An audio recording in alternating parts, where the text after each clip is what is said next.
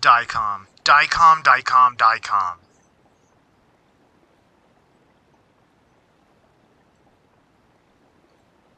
Ooh. This was a rough week for these guys. What happened on Monday?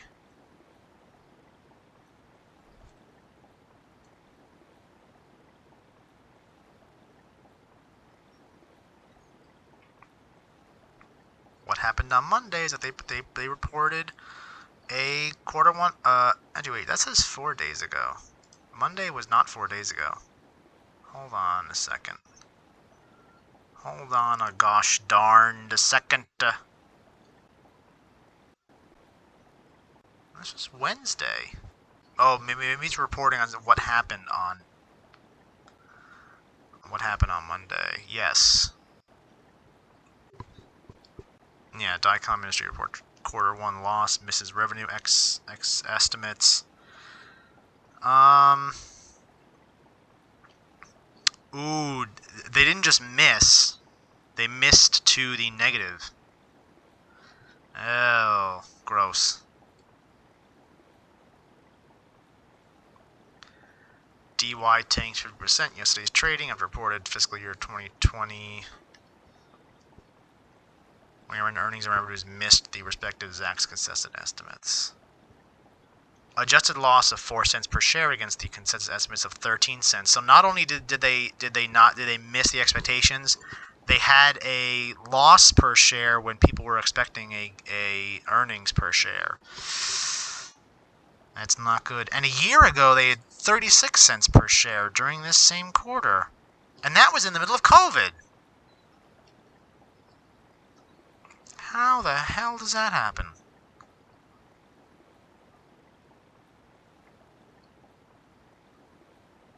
Also, these are tiny, tiny earnings when compared to revenue.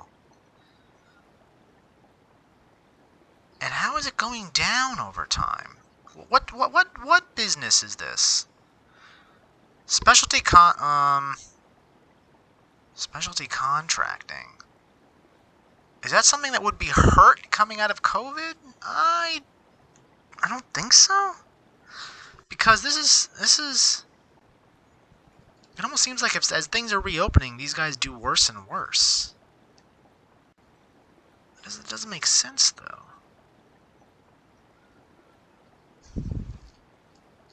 Program management, excuse me. Engineering, construction, maintenance, installation.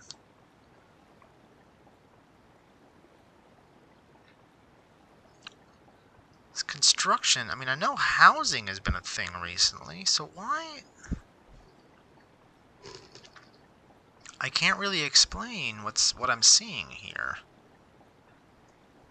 Financials seem inconsistent. Do they?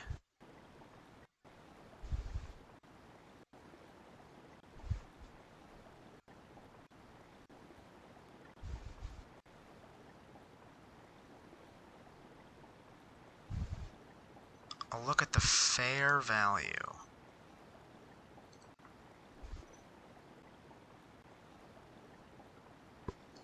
%17% over the past 3 months. That's kind of, nah. I mean, it's fine if you're willing to sit there. Oh, we're using this return on equity garbage again? I think you're just making up.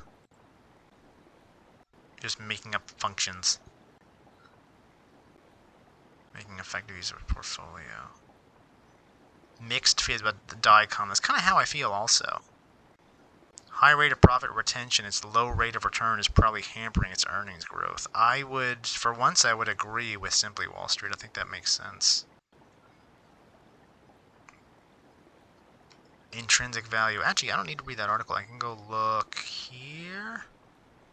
Actually, I also kind of want to see what people have to say about this. I want opinions because I kind of can't draw my own from the numbers I'm seeing here because they don't make any sense. 35 PE.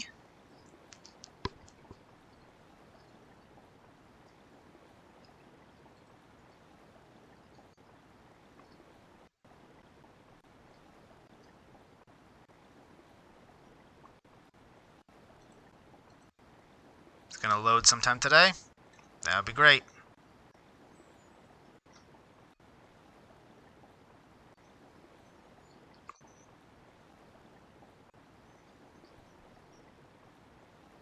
Strong financials, you think so? I don't know, man.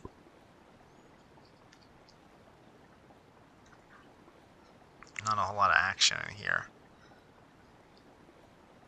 Just want to take another look at these charts.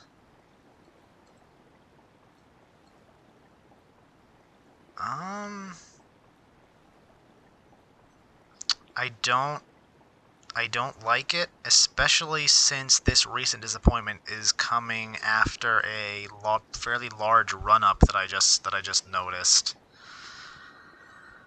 I do not like it. I do not like it. I think the earnings are disappointing, and the downtrend I'm seeing, which I cannot explain, makes me think that they're going to be disappointing in the continue to be disappointing in the near future. I don't know. All these, and it's weird because I would expect this particular business area to be doing well, but it's they're apparently struggling. That almost makes it worse. That almost makes it worse in that, okay, so if you're a business and you're struggling, but let's say you are in a kind of business that is used to struggle. Like, for example, if you were a restaurant chain last year in 2020, yeah, your financials are going to look like trash.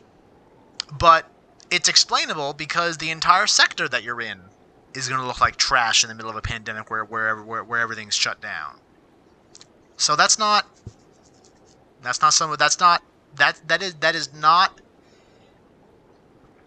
not as big of a negative reflection on you.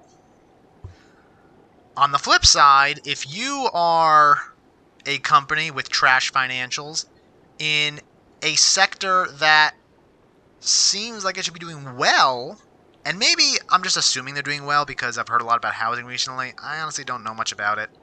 I'm just kind of going off of what I've heard, and I'm making probably an overgeneralized connection between these guys and the housing market. Maybe it's all bullcrap.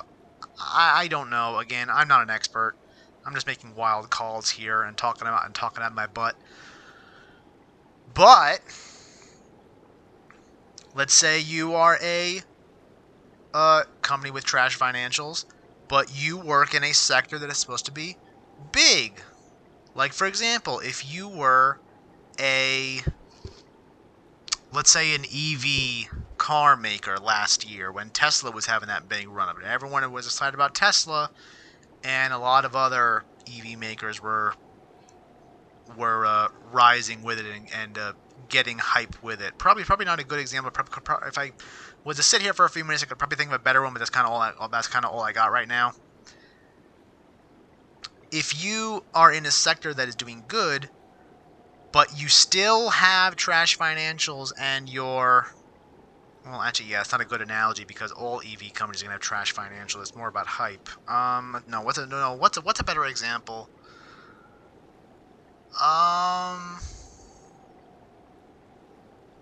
Banking maybe? Because I've never seen a banking company so far in these that has anything but absolutely stellar financial records. Yeah, we're going to go with that. Let's say you're a bank. And it's a fantastic sector. Again, I've never seen a banking company with anything but amazing, outstanding, can't even believe it financials. So that's obviously a good sector to be in. Now, if you're a banking company and your financials are garbage, that reflects doubly bad on you. You are somehow managing to do poorly in a sector and business where it is apparently very easy to do very well. So it looks doubly bad. And that's kind of what I'm thinking about these guys right now. I know it took me a lot of talking. I'm being very long-winded today. I know it took me a lot of talking to get to that conclusion. But I feel like all of these words are important. Well, maybe like 80% of them. 50%. Will you take 30%? All right, whatever.